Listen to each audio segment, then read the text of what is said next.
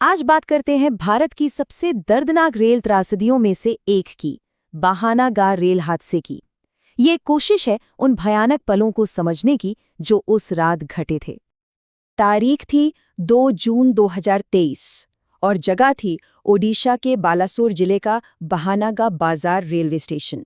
ये जगह कुछ ही देर में एक भयानक, बहुत ही भयानक त्रासदी की गवाह बनने वाली थी। सोचिए, वो एक आम शाम थी, बिल्कुल रोज जैसी। लोग अपनी रोजमर्रा की जिंदगी में लगे हुए थे। कोई अपने घर लौट रहा था तो कोई अपने सपनों की तरफ बढ़ रहा था। पर उन्हें क्या पता था कि कुछ ही पलों में उनकी दुनिया हमेशा के लिए बदलने वाली है। तो चलिए अब समझते हैं कि उस शाम को ऐसा क्या हुआ, वो कौन से पल थे जब सब कुछ बदल गया। अक्सर हम सोचते हैं कि ये बस एक टक्कर थी, लेकिन ऐसा नहीं है। ये असल में एक के बाद एक हुई कई विनाशकारी घटनाओं की एक चेन थी। तीन ट्रेनें आपस में टकराईं, जिसने इस हादसे को और भी भयावह बना दिया। तो हुआ क्या था असल में? देखिए, सबसे पहले कोरोमंडल एक्सप्रेस अपनी पूरी रफ्तार से आ रही थी। तभी एक सिग्नल की गलती हुई, जिसकी वजह से ट्रेन को सीधे जाने के बजाय बगल वाली लूप लाइन पर भेज दिया गया। अब उस लाइन पर पहले से ही एक मालगाड़ी खड़ी थी और कोरोमंडल एक्सप्रेस सीधे जाकर उससे टकरा गई। इतना ही नहीं, कुछ ही सेकंड के अंदर दूसरी तरफ से यशवंतपुर हावड़ा एक्सप्रेस आई और वो भी इस मलबे से जा टकराई।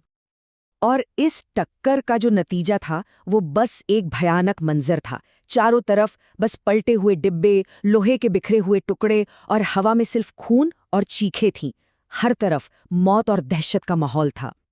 अब बात करते हैं इस हादसे के सबसे सबसे दर्दनाक पहलू की, इंसानी जिंदगियों पर इसके असर की। इसे यूं ही मौत का समंदर नहीं कहा गया।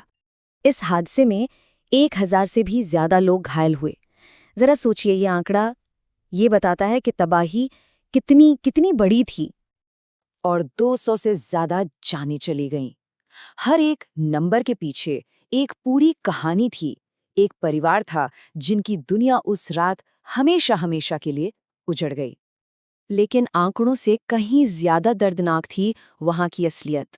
बचाव दल वो पूरी रात बिना रुके काम करते रहे, लेकिन वो जगह तो बस इमरजेंसी लाइट्स, आग और रोते बिलखते लोगों से भरी हुई थी। कोई माँ थी जो मलबे में अपने बच्चे को ढूंढ रही थी। कोई पिता था जो अपने बेटे का फोन सीने से लगाए बस बैठा था। हर तरफ बस बेबसी और निराशा थी। वहां मौजूद एक इंसान के शब्द शायद इस पूरी त्रासदी को सबसे बेहतर तरीके से समझा सकते हैं। उन्होंने कहा, ये तो मौत का समंदर था। हादसा तो हो गया, लेकिन उसके बाद क्या? चलिए देखते हैं कि इस त्रासदी का बहानागा पर क्या असर पड़ा और इसकी गूंज आज भी कैसे सुनाई देती है। तो सरकारी जांच में जो वजह सामने आई वो थी सिग्नलिंग सिस्टम में एक बड़ी तकनीकी खराबी, मतलब एक टेक्निकल गलती। बस एक गलती के वजह से वो तेज रफ्तार एक्सप्रेस ट्रेन गलत पटरी पर चली गई और फिर ये भयानक हादसा हो गया।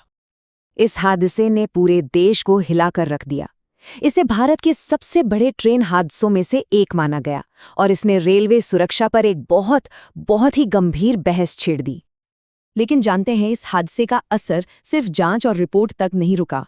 कहते हैं उस दिन के बाद बहानगा स्टेशन पर जो लोग रहते हैं वो बताते हैं कि रात में जब ट्रेन का हॉर्न बजता है तो उसके साथ कुछ और भी आवाजें सुनाई देती हैं। ऐसी आवाजें जैसे कोई कह रहा हो, हमें घर जाना था। ये उन अधूरी यात्राओं और उन जिंदगियों की एक दर्दनाक याद है जो उस रात हमेशा के लिए खो गई।